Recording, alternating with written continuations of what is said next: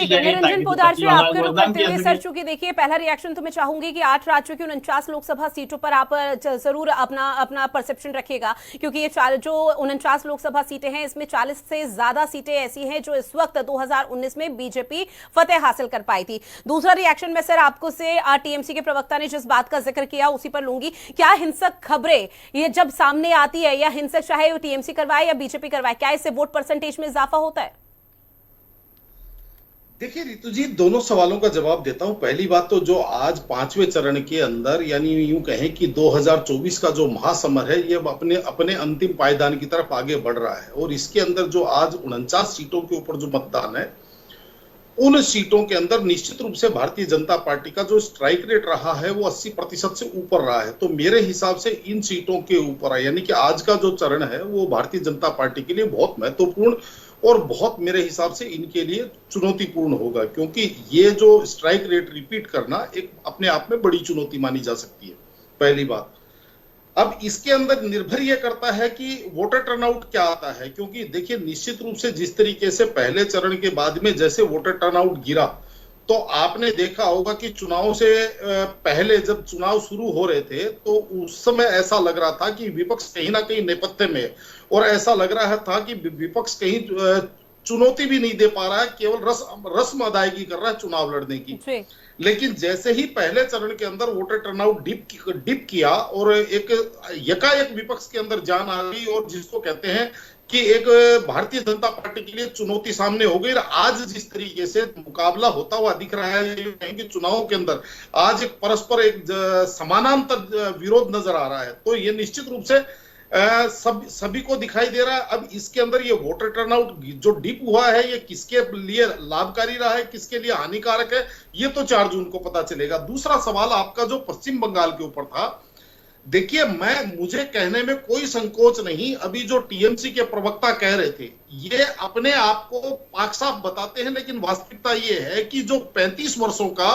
Communist शासन था, या यूं कहें कि जो कैडर शासन था, जो उस समय जिस तरीके से एक पश्चिम बंगाल की चुनावी के अंदर रक्त रंजित राजनीति की एक परंपरा शुरू हुई, और वहां का एक समझ लीजिए एक वहां की परंपरा के अंदर वो चीज शामिल हो गई, और उसको लेकर के ममता बनर्जी जी ने वहां पे अपनी एक नई राजनीति खड़ी की, और यूं कहें कि मां माटी और मानुष का नाम लेकर के पश्चिम बंगाल की जनता को यह चीज समझाने का प्रयास किया कि इस शासनकाल को आपको उखाड़ फेंकना है, यहाँ पे शांति और वास्तविक लोकतंत्र हमें स्थापित करना है। लेकिन वास्तविकता ये हुई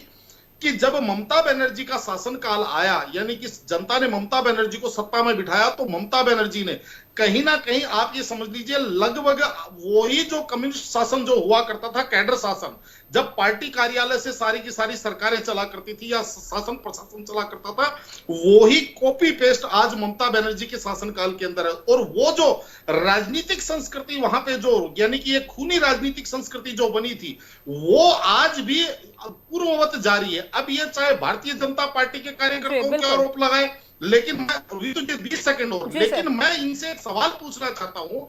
कि 2019 से पहले जब कम्युनिस्ट पार्टी टीएमसी से लड़ रही थी, उस समय आप कहते थे कम्युनिस्ट के जो कार्यकर्ता हैं वो बदमाशी करते हैं, वो खून बहाते हैं, वो वहां हिंसा करते हैं। उससे पहले जब कम्युनिस्ट शासन में थे तो कांग्रेस पार्टी जब अपोजिशन में प्रमुख विपक्षी पार्टी के रूप में वहां लड़ती हुई दिखती थी, तो उस समय कम्युनिस्ट पार्टी कांग्रेस के ऊपर आरोप लगाती थी कि ये जितने भी कांग्रेस कार्यकर्ता है ये कहीं ना कहीं हिंसा और कानून व्यवस्था को खराब करते हैं। तो कहने का तात्पर्य ये है आज वही परिपाटी हो रही है, लेकिन वास्तविकता ये है कि इनको अब ये चीज समझनी चाहिए कि जिस तरीके से आज सोशल मीडिया का जमाना हो गया, हर एक चीज, और इसके अंदर सबसे जो चिंता का विषय है वो ये चुनाव के दौरान जो हिंसा है, इसके बाद में चुनाव पूर्व की जो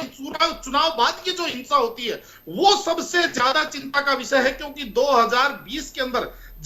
2021 के अंदर जब विधानसभा चुनाव हुए थे, आपने देखा होगा जब बंगाल विधानसभा चुनाव हुए थे, और उसके बाद में विधानसभा चुनाव के बाद में जो हिंसा हुई और जिस तरीके से बदले लिए गए, या यूं कहें कि एक राजनीतिक, और इसीलिए तो कहा जा रहा है कि ये बंगाल का दुर्भाग्य है। किरण पोद्दार जी, आपका रुख करते हुए, चूंकि देखिए लोकसभा चुनाव का ये 5वां चरण है और निश्चित तौर पर एनडीए वर्सेस इंडिया अलायंस है। सर कहीं ना कहीं इंडिया अलायंस को कम नहीं समझना चाहिए। बेशक से 2019 में परफॉर्मेंस उतना अच्छा नहीं था, लेकिन अब कई ऐसे दल है जो 2019 में कांग्रेस या तमाम दल एक साथ होकर यहाँ पर एनडीए के अगेंस्ट लड़ रहे थे, लेकिन अब दलों के जो चेहरे हैं वो बदले हुए नजर आ रहे हैं। ऐसे में अगर जिक्र किया जाए तो किस तरह से यहाँ पर लड़ाई देखी जाए, कौन किस पर कितना भारी पड़ता हुआ नजर आ रहा है, कोई एक ऐसा आकलन जिसकी वजह से थोड़ी संतुष्टि किसी भी दल को होती हुई नजर आ पाए कि भाई इस बार तो हम यहाँ पर जीत ही जाएंगे? क्योंकि अमूमन तौर पर सर आपने भी चुनाव प्रचार में देखा होगा, मंगलसूत्र का मुद्दा आया, प्रधानमंत्री नरेंद्र मोदी की एज तक का मुद्दा आ गया, संविधान बदलने की बात हुई, लोकतंत्र मर चुका है, इस तरह का जिक्र किया गया,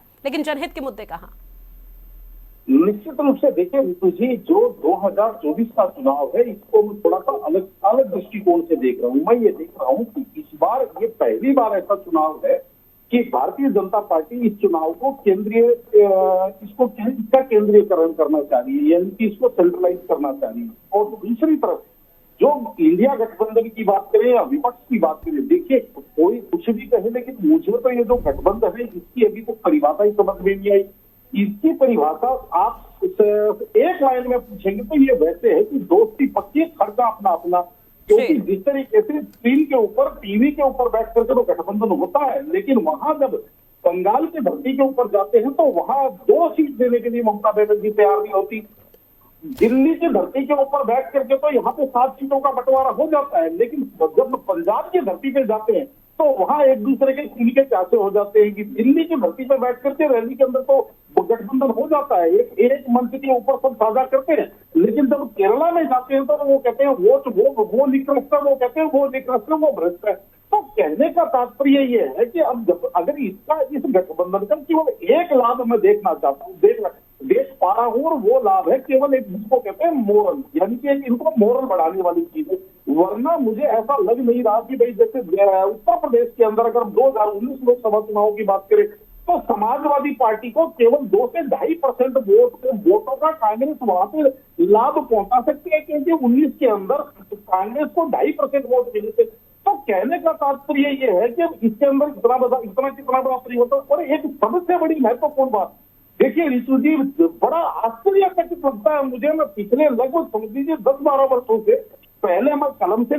लिख करके मैं विश्लेषण करता था, आजकल टीवी के ऊपर विश्लेषण करता हूँ। जब मैं देख रहा हूँ पिछले 10 वर्षों के अंदर 58 चुनाव के, तो चुनाव से ठीक पहले यानी चुनाव के दौरान आप ये समझ लीजिए सारे के सारे जीतते हैं, लेकिन जैसे ही चुनाव संपन्न होते हैं, जैसे ही परिणाम आते हैं, वैसे ही बगड़े झांकने लगते हैं। उसके बाद में कहते हैं कि या तो ये इस वजह से गड़बड़ होगी, यानी ठीक है। सर सबसे बड़ा तो ईवीएम पर आरोप लगा है, ईवीएम कितनी बार यहाँ पर,